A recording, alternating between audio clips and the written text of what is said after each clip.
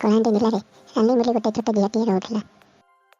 ସେ ଭଲ ପାଠ ପଢ଼ିବା ସହିତ ପଶୁପକ୍ଷୀମାନଙ୍କୁ ବହୁତ ସ୍ନେହ କରେ। ତେଣୁ ତାଙ୍କୁ ତାଙ୍କ ଗାଁରେ ସମସ୍ତେ ଭଲ ପାଆନ୍ତି। ସେ ପ୍ରତିଦିନ ସକାଳୁ ପାଠ ପଢ଼ିବା ପାଇଁ ସ୍କୁଲ ଯାଏ ଓ ସ୍କୁଲରୁ ଫେରିଲା ପରେ ସେ ରଖିଥିବା ଦୁଇଟି କୁକୁଡ଼ାଙ୍କ ସାଙ୍ଗରେ ବହୁତ ସମୟ ଖେଳେ। କୁକୁଡ଼ା ଦୁଇଟି ମଧ୍ୟ ରାନୀ ସହିତ ଖେଳିବା ପାଇଁ ସଦାବେଳେ ଇଚ୍ଛା କରନ୍ତି। ଦିନକର କଥା, ଖାଦ୍ୟ ଅନୁସରଣରେ କୁକୁଡ଼ା ଦୁଇଟି ଗାଁର ବିଲ ବାଡ଼ି ବୁଲୁଥିଲେ।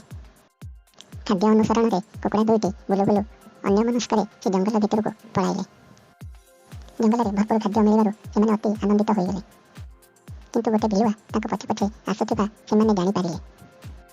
ବିଲୁଆକୁ ଠକି ତା ଆଖି ଆଗରୁ କିପରି ଖସି ପଳାଇବେ ସେଥିପାଇଁ ଚିନ୍ତା କରୁଥିଲେ। ଯେତେବେଳେ ସେ ଜାଣିପାରିଲେ ଯେ ବିଲୁଆଟି ଧୀରେ ଧୀରେ ତାଙ୍କ ପାଖକୁ ପଳାଇ ଆସୁଛି, କୁକୁଡ଼ା ଦୁଇଟି ସଙ୍ଗେ ସଙ୍ଗେ ସେ ସ୍ଥାନ ଛାଡ଼ି ପଳାଇବା ଉଚିତ ମନେ କଲେ। ଜୀବନ ବଞ୍ଚାଇବା ପାଇଁ ଦୁଇଜଣ ଅତି ଜୋରରେ ଦୌଡ଼ିବାକୁ ଲାଗିଲେ ଏବଂ କିଛି ବାଟ ଯିବା ପରେ ଦୁଇଜଣ ଥକିଗଲେ। ଦୁଇଜଣ ନିଜର ଜୀବନ ବଞ୍ଚାଇବା ପାଇଁ ଏକ ଗଛ ଡାଳ ଉପରକୁ ଉଡ଼ିଗଲେ। ଡାଳ ଉପରେ ପହଞ୍ଚି କୁକୁଡ଼ା ଦୁଇଜଣ ନିଜକୁ ସୁରକ୍ଷିତ ମନେ କଲେ ଏବଂ ଥକ୍କା ମାରିଲେ। ବିଲୁଆଟି ମଧ୍ୟ କୁକୁଡ଼ା ଦୁଇଜଣଙ୍କୁ ଖୋଜି ଖୋଜି ଆସି ଠିକ୍ ସେହି ଜାଗାରେ ପହଞ୍ଚିଗଲା। କିନ୍ତୁ ସେ ସ୍ଥାନରେ ନ ପାଇ ବିଲୁଆଟି ଇଆଡ଼େ ସିଆଡ଼େ କୁକୁଡ଼ାଙ୍କୁ ଖୋଜିବାକୁ ଲାଗିଲା। କୁକୁଡ଼ା ଦୁଇଟିଙ୍କୁ ସେ ଗଛ ଡାଳ ଉପରେ ବସିଥିବା ଦେଖି ମନେ ମନେ ଖୁସି ହୋଇଗଲା।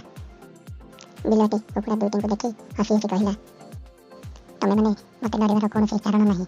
ଯଦି ଡରିବାର ଅଛି ତ ମଣିଷମାନଙ୍କୁ ଡର।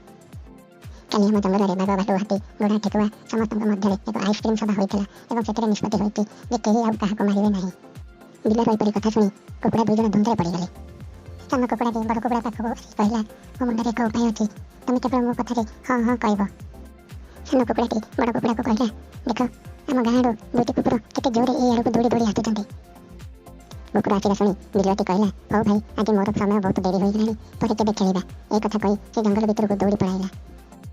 ବିଲୁଆଟି ଜଙ୍ଗଲ ଭିତରକୁ ପଳାଇଲା ପରେ ପ୍ରାଣ ବଞ୍ଚାଇ କୁକୁଡ଼ା ଦୁଇଟି ଗାଁକୁ ଫେରି ଆସିଲେ। ଗାଁରେ ପହଞ୍ଚି ଦେଖିଲେ ସବୁଦିନ ପରି ସାନି ତାଙ୍କ ସହିତ ଖେଳିବା ପାଇଁ